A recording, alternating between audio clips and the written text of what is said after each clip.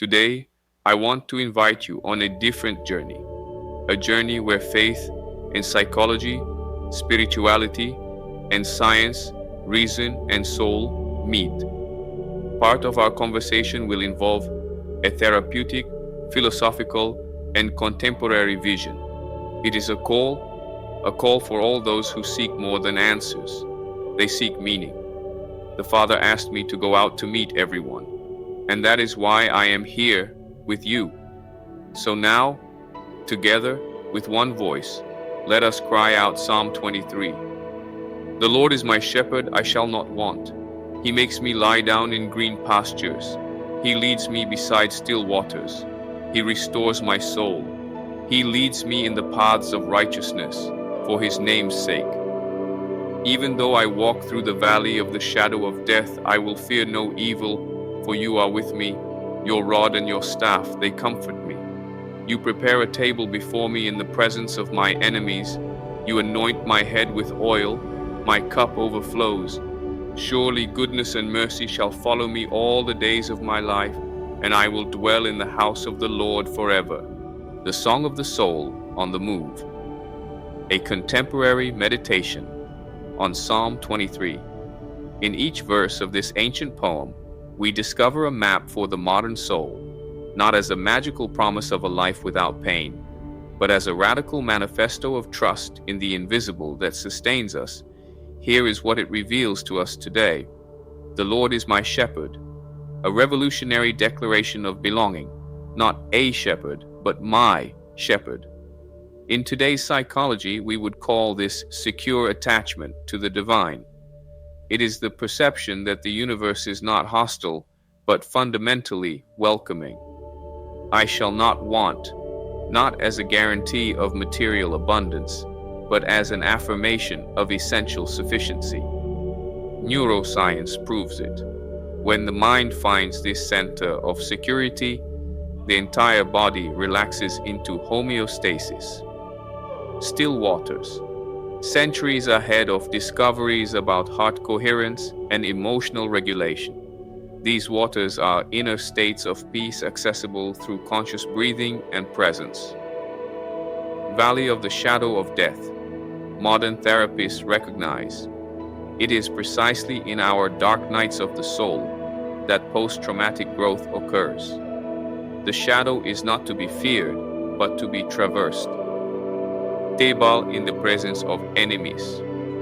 Powerful image of resilience. Our enemies today can be self-destructive thoughts, traumas, or adverse circumstances. The table symbolizes the ability to find inner resources even in the desert. Cup overflowing. Positive psychology confirms gratitude expands our capacity to receive and perceive the abundance that already exists in our lives. Kindness and mercy, not as exceptions, but as fundamental realities that follow us. In quantum physics, we would speak of an intrinsically benevolent universe at its deepest level.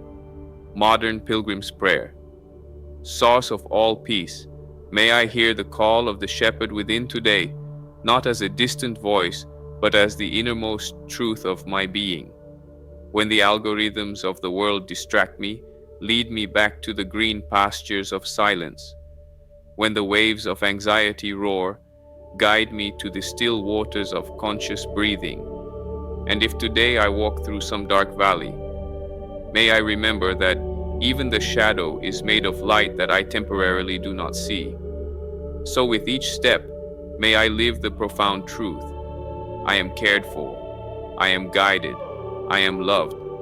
Not in spite of my humanity, but precisely through it. This psalm speaks volumes because it touches something eternal in the human heart, our primal need for security and our yearning for meaning. At the intersection of these two poles, we find the shepherd, whether as an archetype, a cosmic force, or a loving presence, who reminds us the journey is worth it and we never walk alone.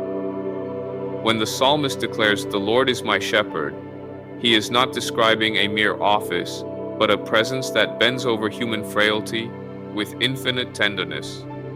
The philosophical shepherd here symbolizes the ordering principle of the cosmos, not as a blind force, but as a loving intelligence that weaves the threads of life. His vigilance is not control, but full attention. Its protection does not nullify free will, but offers a harbor for the shipwrecked soul. I shall not want. This is a radical affirmation of trust in the invisible. It is not a promise of material abundance, but the certainty that the essentials will be provided. Stoic philosophy echoes here. True good is not found in external goods, but in inner harmony, which the shepherd cultivates with silent hands. He does not feed illusions, but leads to the still waters of lucidity, where the agitated mind learns to rest. The green pastures and the dark valleys are faces of the same existential journey. Life is not linear. It flourishes in seasons of light and slips into abysses of doubt. But the psalm insists, even in the darkness, we are not alone. The shepherd's staff is not a rod of oppression, but an instrument of guidance, like the inner compass that Kant called practical reason, or the Socratic demon that whispers directions to the conscience. The table set before enemies is a powerful image of resilience. It does not speak of empty triumphalism, but of the ability to find peace in spite of. As the Stoics teach, the wise man does not control events, but rather his response to them. The anointing oil, then, symbolizes the grace that makes us more than survivors, overflowing beings, whose cups overflow not by chance, but because the source is infinite. Goodness and mercy shall follow me. This is the core of rational faith, not the demand for proof, but the courage to act as if the universe were benevolent. Spinoza would say that God is the substance that permeates everything. The psalm goes further. It is the loving pursuer whose shadow reaches us even when we run away from ourselves. Prayer to the invisible shepherd. You, whose name is mystery and whose face is unseen, but whose presence is revealed in the breath between one thought and another, teach me to trust in the hidden rhythm that guides the seasons of the soul. When reason stumbles over unanswered questions, may I remember that green pastures exist even when my eyes only see desert. If the shadow of the valley frightens me, may I hear the sound of your staff on the ground, not as a threat, but as a compass that marks the time to move forward. Make me grateful for the invisible bread, for the water that quenches thirst that I didn't even know, for the discreet signs that I am being guided even when the map has been lost. And if one day I doubt your existence, may I at least not doubt the love that persists in reaching me through human hands, sacred silences, and the stillness that dwells in the center of chaos. So be it. Le version, so be it. Psalm 23, in this psychological reinterpretation, shows us that fundamental care comes from within, but connects with something greater. Whatever your belief, the message remains. There are resources within you for the journey, and you never walk alone. Guided reflection exercise. Psychological prayer, source of inner wisdom that manifests as peace in my mind. Help me today to recognize my green pastures, those inner spaces where I find rest. When I walk through dark valleys, may I remember that all emotions are fleeting, and that even in darkness, deep roots grow. Teach me to prepare tables of self-compassion, even when my thoughts seem like enemies. May I anoint my head with the oil of acceptance and allow my cup to overflow with gratitude. May kindness and mercy follow me as witnesses that each step, even uncertain, is part of the path to my most complete and who. Psychology and spirituality agree on one crucial point. Growth comes from moving through all of life's landscapes, the pastures, the valleys, the feasts, and the stillness. with awareness and acceptance. May we cultivate this inner voice of care that reminds us at every step: you are more resilient than you realize, and your path, even when not visible, is being traced with love.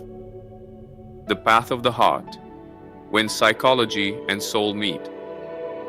There is a truth pulsing in your chest right now. Do you feel it? It is the ancient call that echoes through the centuries. Ever since the first psalmist looked to the stars and realized, we are not alone. Psalm 23 is not just a sacred text.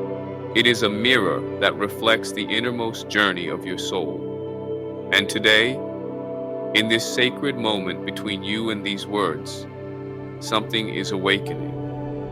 The awakening of the inner caregiver. Take a deep breath.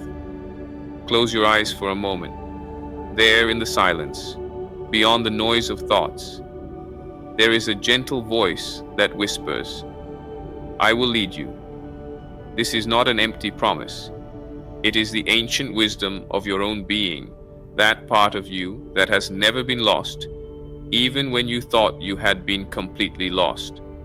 Jung called it the self, the mystics, the divine spark, but you can simply call it truth, when faith and science embrace. How many nights have you spent awake, your heart heavy, thinking you would never find peace again? Science now proves what the psalmists already knew. Your brain needs these moments of green pastures. Every moment of stillness is not a waste of time. It is medicine for your soul. When you stop and take a deep breath, something miraculous happens. Your synapses reorganize. Your body heals. Your soul remembers who you really are.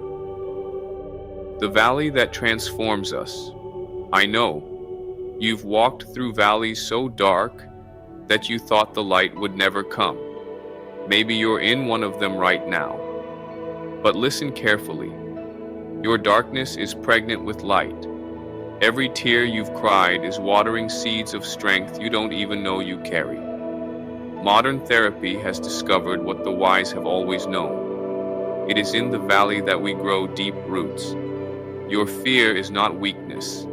It is the soil from which your courage will grow. The unexpected feast.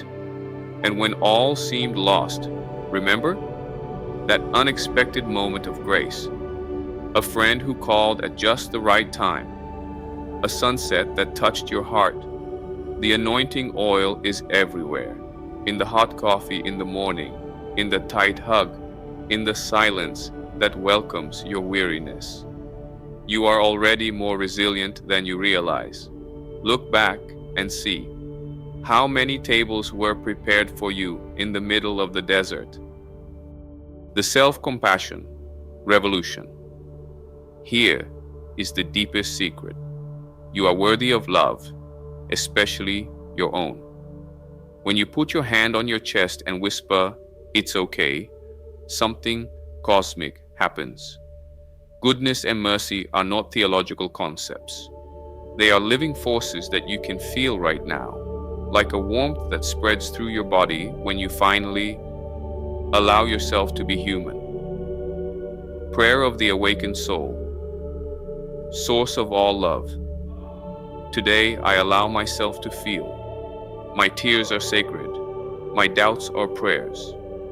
Guide me to within myself, where the wisdom that has never abandoned me resides. May I have the courage to sit at the table even when fear knocks on the door. May I remember that my story is being written by hands greater than mine, and that in each breath I find the miracle of simply being. Something inside you is vibrating stronger now. Do not ignore this call. Psalm 23 is yours, it is mine. It is from every heart that has ever beaten with fear, and then with joy. You are not alone. You never have been. There is a loving intelligence weaving your story, on dark nights and on sunny days. And when you doubt, because you will, remember, The simple fact that you are hearing these words is already proof that the path is revealing itself, one step at a time. The love that sustains the universe also sustains you, and this is no metaphor. It is the purest truth your soul has ever known, even when your mind still doubts. Breathe. You are exactly where you need to be. The journey continues, and it is more beautiful than you can imagine.